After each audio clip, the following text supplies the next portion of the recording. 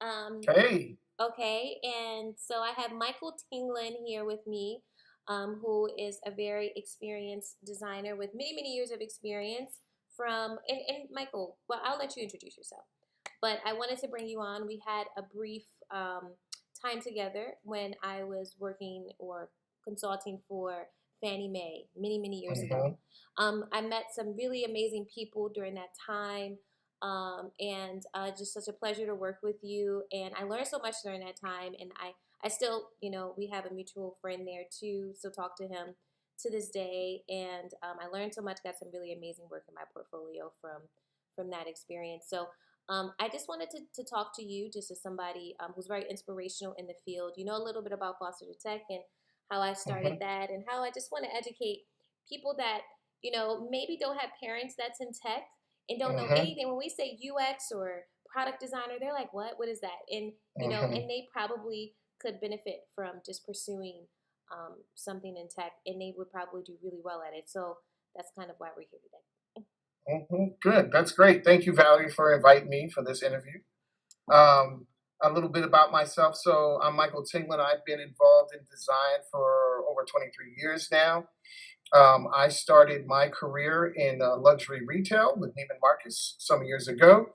And I had a fantastic run there, was able to work on some really exciting projects and a couple of projects that helped a couple brands go IPO. And then I pivoted and started to work into the travel industry. And in the travel industry, I got to work on B2B projects, not B2C. For those who don't know, B2B is business to business. And so we worked on enterprise systems. And what I found out is that that was an area of design that UX was just getting brought into and is now critical for. But for a long time, that was just being totally developed and deployed just by developers. Like they would design what is like a very secondary for those systems. But Yeah, now, with so many different peoples within an org having to use and leverage those systems, then design started to become more of a need. Left travel and I worked in marketing for some years and used to run an agency out of Austin I did not know called that. USDM. Yep, I worked Wow. there for several years. That was amazing. Got to work with cities there. And then I found out that cities and municipalities have a whole other set of problems that they're having to solve for. And that was very, very interesting work. After that is when I got involved in fintech and I ended up working at Citigroup for some years. And then I worked as that is like my first taste of true SaaS because we worked on a project there, which was kind of like an internal software as a service. So each regional bank could choose the features that they wanted to deploy for their region. So that was like totally interesting, very big, hairy, complex problems. And that's what makes it exciting for me. So that got me involved in fintech. Then I went back to retail for a while, worked at 7-Eleven corporate. And that to me was another set of problems that I didn't experience in my previous ecom work because we had to work a lot with bridging the digital and physical worlds in store. So I call that digital. It's like a cross between digital and physical. And that was very exciting. We had some really innovative work that came out of that. That's actually been one of the best teams I've ever had the pleasure of working with. And then after that, I was recruited by Fannie Mae to help them work on B2B projects. That's where we met. And currently, I'm at a SaaS company that many people know, which is Atlassian, and they make Jira and Confluence. Very nice, very nice. So such a great, big, amazing companies, and you are making really great progress in this field. And so so many places I can go with this. So many interesting topics. So we all know that Texas and Austin is becoming a tech hub right Hmm. now.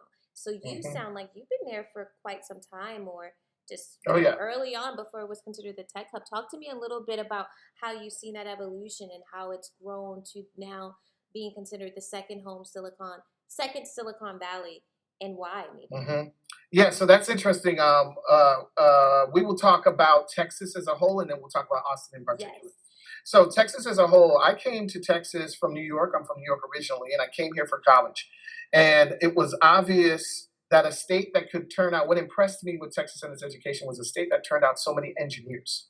I People do didn't not know understand that. that. Yeah. Wow. And Is it Texas A&M that did that? What is? no, not just A&M, the UT system altogether, but yes, private schools like A&M as well.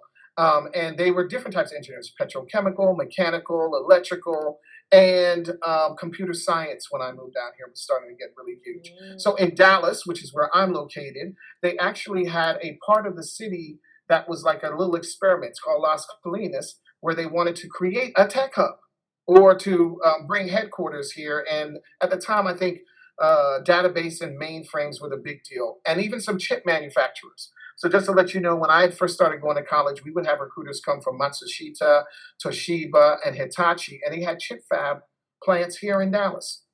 And then Texas Instruments is also located in Dallas. So I I didn't know thought that. this is Wow. like, yeah. So I was like, okay, this is pretty hot and happening place, and I can afford to live here. So that's why I stayed and didn't move back to New York. Over the years, Dallas has always been a huge retail and insurance hub, and I would say those are kind of two of the main industries that's been here for a long time, and now banking. Banking kind of came after. So because of that, there's always been people involved in technology and or design to support those company types. In the I want to say mid to early 90s, oh no, actually maybe late 90s. We had a mayor here, Ron Kirk, and what he did is he lobbied for companies. He was the first person I know that went out of their way to lobby for companies to move to Texas and to Mm. Dallas in particular. And I think he Wow. got 10 to 13 headquarters moved here. Wow. So that when that happened, I was like, I'm not moving. That It is would have to be amazing. it would have to be a multi-million dollar opportunity for me to move because the opportunity here is just so great. Well, there's so many amazing opportunities in Dallas right now, and then you have Austin just a couple of Yeah. hours away, and then you also have Houston. So even me, I'm based in Atlanta, and I'm like Dallas might have to be the next move. I'm pretty sure in that. Still trying to figure that out, but Hmm. and secretly tech, and then even just you know a lot of people, black people, are moving over to Texas now. I'm like, Oh wait, yeah. what's going Oh on? yeah. Hello, And so what's funny, listen, no, I always thought that Georgia and Atlanta in particular were like kind of like the hub of current black culture. But what I found out is that Texas has the most amount of black people in America. I had no wow, idea. I This could is see new that. demographic information. I was just I like, could see that, really and it's interesting. more affordable. I can't afford to live here anymore. Yeah, but that is changing because we'll talk about Austin because that plays in Austin. That is changing because so many people are moving here, Valerie, that the prices of everything is really starting to spike. Mm. And without a state income tax and without city tax, which is what makes it so attractive, there are other taxes. Like So property taxes are I heard high. about that. Yeah. There are a lot of toll roads, and their mass transit is No. really iffy here. So you're driving everywhere and you're paying. You're Mm, paying not just wear and tear in the car and gas, but you're paying for these toll roads. So mm. that's like a not a hidden tax, but these are other expenses that most people don't think about when they move Yeah, yeah, yeah. And so here. you have okay, so there's so many. Well, I'll just tell you this one thing, and then we'll go into your background and how you got into the field. I Hmm. just found out when I was in Singapore, I did a tech summit for AWS for service design, and found out for the first time 7-Eleven is international, it's global, and it's Oh Japanese. yeah, It's a Japanese company. yeah. It's So let's talk about that real huge. quick. Yeah. So I didn't know that either. So when I joined the company, they were like, "Oh, SEJ owns us." And I was like, "SEJ, who's that?" And that's 7-Eleven Japan. And what happened was 7-Eleven got into a bind in the 80s trying to restructure some financing, and a bad stock market event called Black Monday occurred. Right as they were trying to secure their financing, this kind of put a kibosh on it. And so one of the regional players, which was Japan, so they were part of the larger org, but because they're international, they have some autonomy. They had enough money to do a cash injection into the company, and so eventually bought the rest of the company. Wow. And I'm simplifying this greatly, but that's roughly the story. And it's But international. It's all over, oh yeah, all over the world. And there, 7-Eleven could be like a restaurant. Like in South Korea, it's amazing. Oh Like you have wow. people that go there and hang out like at Starbucks and Really? study. Oh yeah. You have like even we have what we used to call a store evolution team, and what they would do is they would do experimental stores. And so there's a couple here in Dallas where it's like they have beer on tap and tacos and a true wine cooler, That's like it's a thing. amazing. Yeah, so very amazing, very dynamic company, and it's all about service. What I did love about them in particular is they put the customer first seriously. It's not a Mm. joke. And they have this DNA. They had some of the best principals and internal principles for us to work by that I've ever seen in any company. They're really above the rest in certain regards. But I want to talk about Austin real quick. Okay. Okay. Go. So Austin was really known as kind of for music. When I first moved here, and I had even performed myself, to let you know, obviously I got a bunch of music equipment around me. Back in the 90s, I had performed at South by when it was first becoming a thing every year. And we used to just go down there from college and party, to be honest with you. And over time, I want to say it was after the crash is when I noticed, so this is like '08, '09, is when I noticed a lot of startups fleeing California and I want to say Seattle and kind of setting up shop down there. Now, UT, what you'll notice with the innovative type companies is they usually will center around a large college community so that they can get access to cutting edge talent, people that are learning the latest in innovation or the latest principles in any form of science, and then they can apply that. And they're usually younger and cheaper, quite honestly. So you have the UT system there, and Texas has a fantastic college system. So because of that, Austin is a great place for it. Also, Austin may be a bit attractive to those on the East Coast and the West Coast because Austin is. Sorry, I just need to make sure that we're recording. Go ahead, keep talking. Oh, I can't hear you now. There you go. I just needed to make sure we were capturing this. Okay, yeah, no worries. Okay, go ahead now. Yeah. So Austin, so right about that same time period, Valerie, in the right during the first crash of, I would say 2008 to 2012 when we really started seeing startups in Austin. When I was working at the agency, that was roughly 2013 to 2016. So a lot of our clients, besides the municipalities and the destinations that we were helping to market, were startups, and that's when I really saw it. And there's also a big agency culture there too. A lot of people don't understand this huge design culture. They did not. I wouldn't say they were dependent on the startups. They just happened to grow in parallel with the startups. So even the company I'm with now, Atlassian, has a campus there, and it is attractive. Like last time I was down there, I saw Cloudflare, which I was pretty surprised. I think Uber has offices there on the edge of the city. Really? So, wow. so it's getting to be very, very popular.